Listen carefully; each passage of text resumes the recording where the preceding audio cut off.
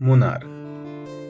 আমরা আজকে কথা বলবো ভারতের দক্ষিণে কেরালার একদম হৃদয়ের স্পন্দন যাকে বলা হয় সেই মুনারকে নিয়ে।